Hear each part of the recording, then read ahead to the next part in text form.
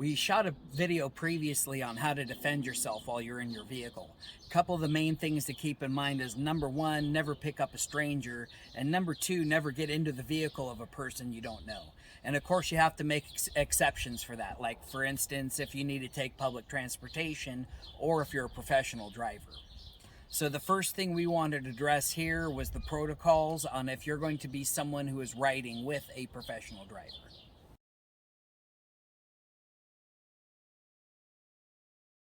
First of all, make sure that you have the driver information available from the app. Double check that the model, color, and license plate match. As you approach the vehicle, leave your fingerprint. The taillight is a common place police check for fingerprints. You can also touch the outside of the door. Walk up to the passenger side, stopping at the post. Lean toward the window and ask your security questions. By approaching the passenger window, I get a good view of everything inside the vehicle, so if there's anything suspicious, I can address that right now. Hi, are you my Uber driver, Jeremy? Yeah, I'm Jeremy. Can you tell me my name and where you're taking me? Get in the car. By standing next to the post, it creates an obstacle that can provide both concealment and cover. Make sure before you move that you change the driver from their lizard brain into their cognitive brain by asking a mind-engaging question. Where are you going to take me? I got the gun. Get it. Hi, are you my Uber driver, Jeremy? Yes, I am. Okay, can you tell me my name and where I'm going? You're Joshua, and I've got you plugged in for the Family Fun Center. Okay, great. Let's go. If the driver allows it, sit in the front seat. It will be more comfortable, you'll have a better view of where you're going, and there are more safety features. If you have to sit in the back, make sure to check that the child safety lock is off. Each lock is different, but it should be fairly obvious how it works if you take a second to look.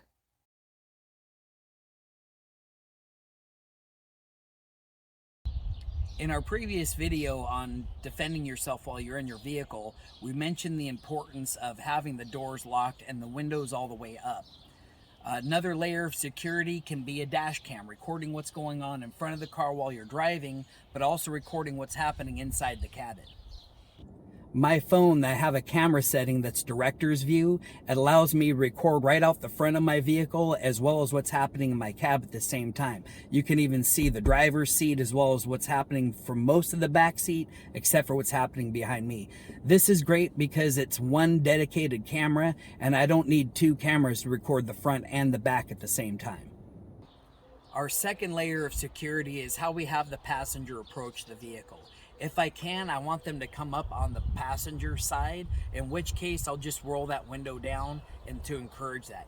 If I have to pick them up on the driver's side, that's okay too. Just remember, either way, I only have to put that window halfway down. If I'm an Uber or a Lyft driver, I'll already have my passengers' information.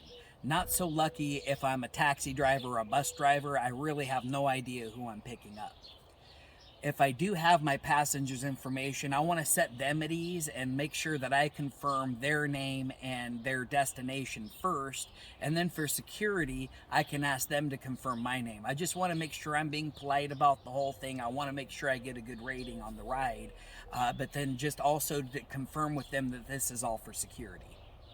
If my passenger has any luggage or packages that they need help loading, and I'm going to help them with that, I want to make sure I shut off my ignition and take my keys with me.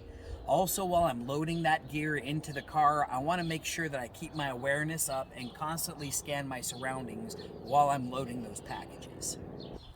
Then lastly, when I'm inviting my passenger into my vehicle, I want to encourage them to sit in the front passenger seat. Main thing being that if anything goes down and I have to defend myself against this person, I'd rather do that from this position, have much more freedom of movement, rather than if they're behind my seat, which is much more difficult position to defend myself from. Now I can encourage them to sit in the front seat by telling them things like, number one, obviously it's a much more comfortable seat. Number two, better safety features, airbags and whatnot. And then number three, you have a better view of where we're going.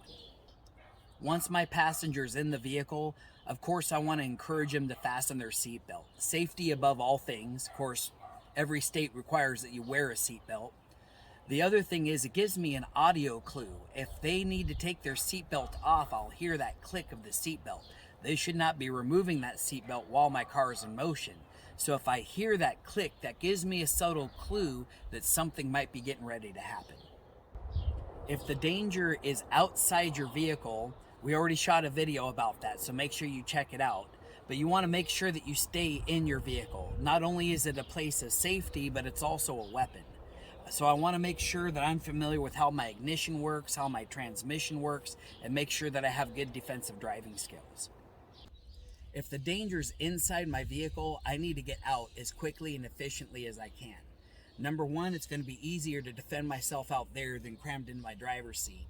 The other thing is, I don't want my passenger to overwhelm me, and now all of a sudden, they're taking me and my vehicle to an alternate location. I don't know what's going to happen at that location. It could be things worse than death.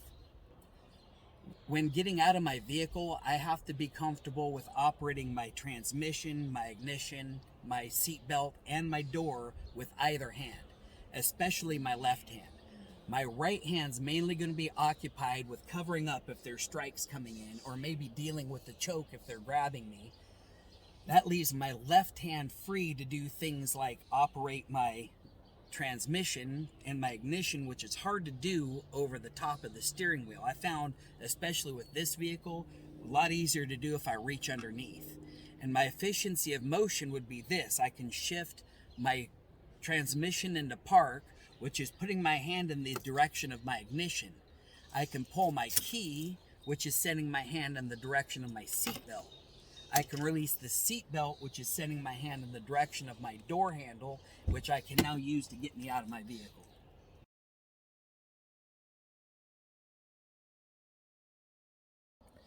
With this, we set up the worst case scenario. Not only is my passenger sitting directly behind me, but they have a gun.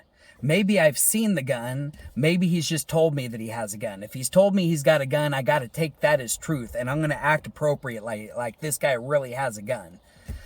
So number one thing is I'm going to have to try to act natural, and I'm going to have to stealthily release my seatbelt, and it's going to make a click as soon as I push it in. So to cover that up, I start up a conversation. Maybe I start pleading with the guy about family at home, wife and kids, grandma on dialysis and all that. And while I'm talking, I can release that seatbelt. My very next thing is I need to get out of this car, even if it's moving. If I have to get out while it's moving, I'm going to have to hit the ground and try to roll away from the vehicle to avoid getting under the tires. But from right here as I'm driving, I'm going to take my hand, reach for the latch, open up the door and go. If your passenger's striking you, most of the strikes are going to be coming from this open side. I'm going to have to use my arm to cover this up. Not many strikes are going to come from this side. I got a seat and a doorpost here. He's not going to be able to do any real damage. Main attacks from here are probably going to be grabs. We'll get to that here in a second. But while they're striking, even if it's something like a knife, I need to get my arm up and start covering my vital areas. I can take damage to the outside of my arm, but in the meantime, my other hand needs to quickly as possible get that seatbelt undone and get me out of the vehicle. If I'm having to deal with my passenger grabbing me from the back seat, chances are it's going to be some type of choke. He's just go ahead and grab me with his hands right now. So the number one thing I talk about with chokes is that you got to get your chin tucked and activate these muscles in the front of your neck. You don't want your neck to be loose while he's trying to choke you. That's just going to make the choke more effective. So when he grabs me, I'm going to get my chin down. I'm going to grab his fingers and start peeling away. Whatever finger I get, I'm going to bend away. I'm going to cause him as much pain as I can. Whatever my free hand is going to reach over for my seatbelt and then my door, and I need to get out. If I can't get a finger, he's choking me with his forearm, or maybe he's got me in his elbow. I need to be grabbing onto the arm that he's got me with both hands and pull down on it and get my chin tucked so I can start getting some air. My right hand matches the one that he's grabbing with, so it's going to be the most powerful for getting my control of his arm. My opposite hand's going to be what releases the seatbelt and opens the door.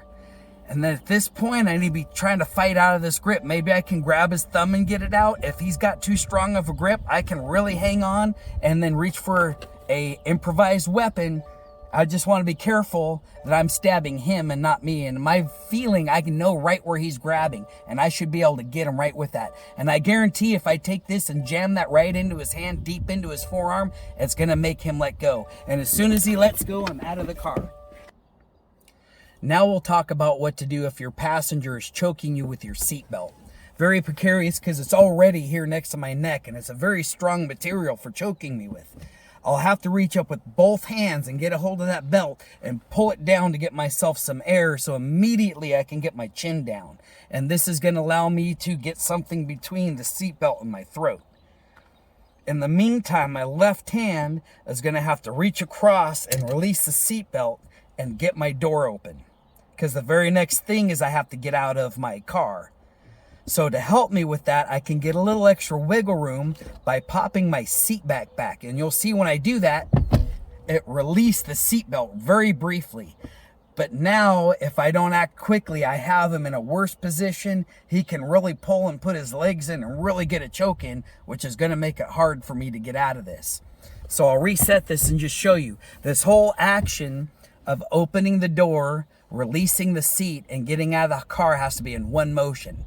So he's pulling me. I have my seatbelt already released. I'm going to open the door. I'm going to pop the seat and turn toward him and then get out of the car.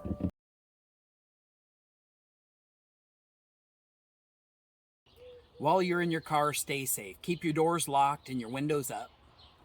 Know how to operate your vehicle. Things like tilting your steering column, operating your seatbelt, operating your door locks, being able to do that with either hand. Be good with your defensive driving, especially driving backwards. And then awareness, remember, is your number one self-defense tool. Be aware of what's happening outside and inside your vehicle at all times. And then remember to trust your intuition. There's a lot of victims out there that said that they felt that there was something wrong, but they didn't do anything about it, and then all of a sudden they were in a dire situation. If your spidey senses are tingling, don't be worried about social etiquette. Don't be worried about your Uber rating. Don't be worried about your vehicle. None of that is as important as your life is. If you want more hands-on training, seek us out, come to our dojo. You can contact us at dojo2u.com.